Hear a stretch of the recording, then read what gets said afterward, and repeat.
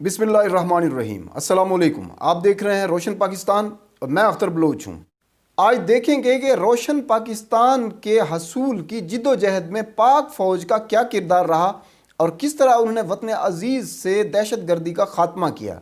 Moody's जो कि एक आलमी रेटिंग एजेंसी है जो मुख्तलिफ मुल्कों की मईशत की रेटिंग और रैंकिंग करती है, उसने क्या कहा है कि 2021 में पाकिस्तान की मईशत किस तरह की होगी, मुस्बत या मनफी। ये सब जानेंगे इस व्लॉग में। लेकिन इससे पहले अगर आप चैनल पर नए हैं तो चैनल को सब्सक्राइब करें, वीडियो को लाइक और शेयर किया करें ताकि हमारा मिशन कि हम पाकिस्तान का रोशन चेहरा दुनिया के सामने उजागर कर पाएँ में हमें कामयाबी हासिल हो। DGISPR major general Babar Iftikhar ने 11 जनवरी 2021 को एक प्रेस कॉन्फ्रेंस की जिसमें उन्होंने बताया कि उन्होंने किस तरह 10 साला दहशत गर्दी के ऊपर पाकिस्तान में काबू पाया। इस प्रेस कॉन्फ्रेंस की हाइलाइट्स बयान करूंगा और ये बताऊंगा कि रोशन पाकिस्तान के सफ़र में पाक फ़ौज ने क्या किरदार अदा किया है। अगरचे उनका किरदार काफ़ी ज़्यादा रहा है और उसको इस मुख्तसर सी वीडियो के अंदर बयान करना बहुत ही मुश्किल बल्कि नामुमकिन है, लेकिन चंद एक चीज़ों का जिक्र करूंगा।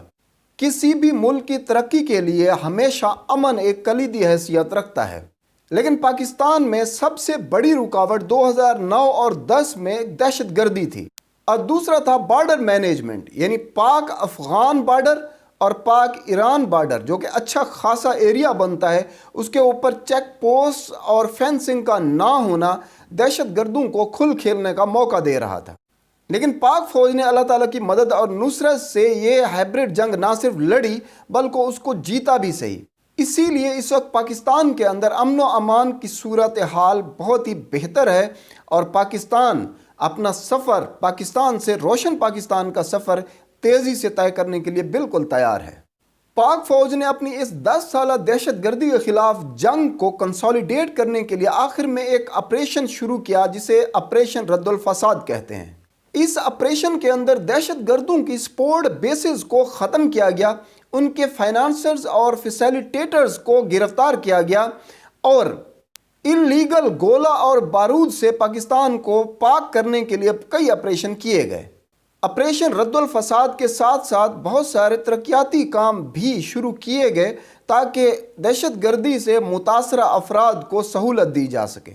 ऑपरेशन रद्दुल फसाद 4 सूबों में शुरू किया गया। इसमें 50 मेजर ऑपरेशन किए गए जिनमें पाक फ़ौज, इंटेलिजेंस इदारों और सिविल लॉ इन्फोर्समेंट एजेंसियों ने हिस्सा लिया। 3 लाख से ज़्यादा कॉम्बिंग ऑपरेशन किए गए जिनके नतीजे में 72,000 से ज़ायद गैर कानूनी हथियार कब्जे में लिए गए और इस ऑपरेशन के दौरान जो गोला बारूद कब्जे में लिया गया वो 5 टन था। अंदाज़ा लगाएं कि 1 टन के अंदर 28 मन होते हैं तो ये तकरीबन 5600 किलोग्राम गोला बारूद बनता है जो पाकिस्तान के अंदर इस्तेमाल होना था दहशत गर्दी के अंदर।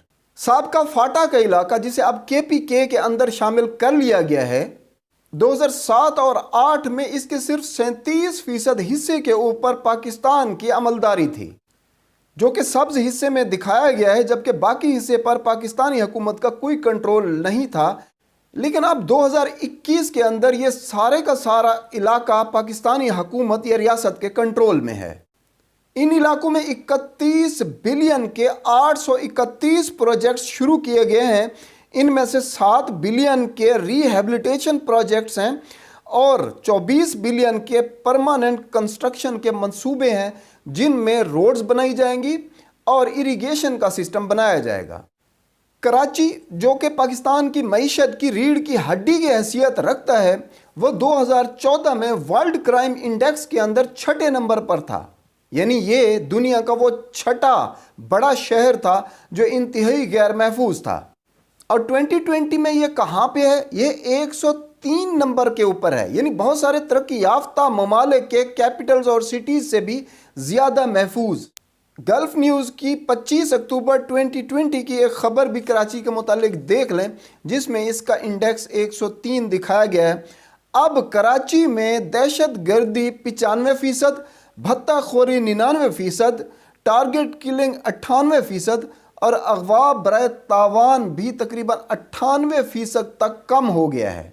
बलूचिस्तान में स्टेबिलिटी लाने और वहाँ की आवाम को सोशो इकनॉमिक तरक्की देने के लिए हेल्थ के 10, زراعت کے 20، انڈسٹری کے 15، سوشل ویلفیئر کے 3، ٹرانسپورٹ کے 42، ہاؤسنگ کے 2، انفراسٹرکچر کے 3، کامرس کے 4، ماس میڈیا یعنی اخبارات اور ٹیلی ویژن وغیرہ کے 2، اور مختلف قسم کے مزید 80 منصوبے یا تو مکمل کر لیے گئے یا ان پر تیزی سے کام جاری ہے۔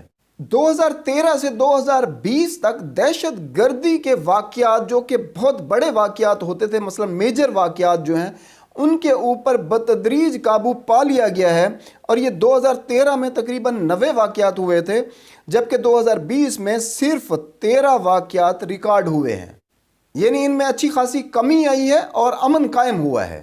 دہشت گردی کے وہ واقعات جن کے تھریٹس موجود تھے انٹیلیجنس ایجنسیوں کی طرف سے، ان کو لوکل لا انفورسمنٹ ایجنسیوں نے 50% تک ایورٹ کیا، یعنی دہشت گردی ہونے سے پہلے ہی ان کو روک لیا گیا۔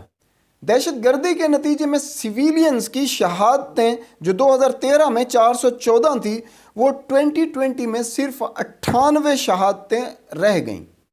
خودکش حملے جو پورے پاکستان میں ہو رہے تھے، وہ 2020 میں 97% کم ہو گئے ہیں۔ اب آتے ہیں بارڈر مینجمنٹ کی طرف، یعنی دہشت گردی کے اوپر تو پاک فوج نے کامیابی سے تقریباً قابو پا لیا ہے، تو بارڈر مینجمنٹ کا کیا ہو رہا ہے کہ وہاں سے جو دہشت گردوں نے آنا جانا کیا ہوا تھا، اس کو کس حد تک قابو کر لیا گیا ہے۔ پاک افغان بارڈر جو کہ 2611 کلومیٹر لمبا ہے، اس کے اوپر بارڈر ٹرمینلز، بارڈر پوسٹ اور فینسنگ تقریباً 83% تک مکمل کر لی گئی ہے، اور بقیہ 2021 کے وسط تک مکمل کر لی جائے گی، جبکہ پاک ایران بارڈر کے اوپر فینسنگ کام 37% تک مکمل ہو چکا ہے، اور امید ہے کہ اس سال کے آخر تک وہ بھی مکمل کر لیا جائے گا۔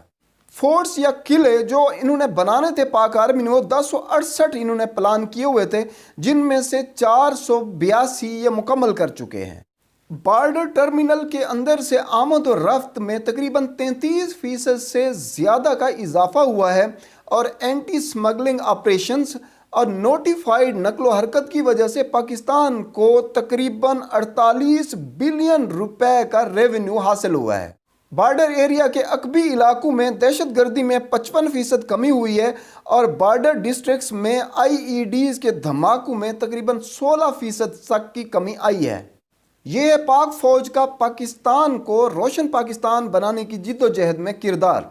تو اب ہمیں چاہیے کہ اس امن و امان سے ہم فائدہ اٹھائیں، اور سی پیک کے تحت بنائے گئے مختلف اکنامک زون کے اندر اپنی انڈسٹریز کو ایکٹیو کریں، اور پاکستان کو ترقی کی راہ پر لے آئیں۔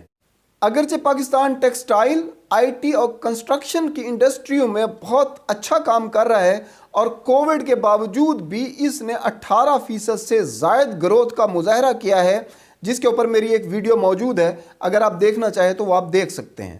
اب آتے ہیں کہ موڈیز نے پاکستانی معیشت کے بارے میں کیا کہا ہے۔ تو اس نے پاکستانی معیشت کو اب سٹیبل قرار دیا ہے، اور مختلف اخبارات نے بھی اس کو چھاپا ہے۔ مثلا خلیج ٹائم نے ایک سرخی لگائی ہے کہ 2021 میں پاکستانی معیشت واپس گروتھ کی طرف جائے گی۔ موڈیز کے مطابق یہ گروتھ 1.5% سے 2.5% تک رہے گی جون 2021 تک، اور 2022 تک یہ 4.4% تک بڑھ جائے گی۔ لیکن کچھ پاکستانی ماہرین معاشیات کا کہنا تھا کہ 2022 سے پہلے پاکستان 5% تک گروتھ ریٹ حاصل کر لے گا۔ کیوں؟ کیونکہ پاکستانی حکومت انڈسٹریز کو نہ صرف مدد اور تعاون فراہم کر رہی ہے، بلکہ ان کی حوصلہ افزائی بھی کر رہی ہے کہ وہ گروتھ ریٹ کو مزید بڑھائیں، تاکہ پاکستان کو صنعتی ترقی کی راہ پر ڈالا جا سکے۔ اس میں سے بہت سارا حصہ اسپیشل اکنامک زونز کا بھی ہے، اور اسپیشل ٹیکنالوجی زونز کا بھی، جو IT کے سیکٹر میں پاکستان بھر میں بنائے جا رہے ہیں۔ اللہ سے دعا ہے کہ پاکستان کے اوپر اللہ تعالیٰ اسی طرح اپنا فضل و کرم جاری رکھے، اور پاکستان ترقی کرتا رہے، یہاں تک کہ ہم ایک دن روشن پاکستان کی منزل کے اوپر پہنچ جائیں۔ آج کے لیے اتنا ہی۔ اپنا اور اپنے دوسرے روشن پاکستانیوں کا خیال رکھیے گا، ہمارے اس چینل کا بھی۔ اللہ حافظ۔ پاک فوج زندہ باد، پاکستان پائندہ باد۔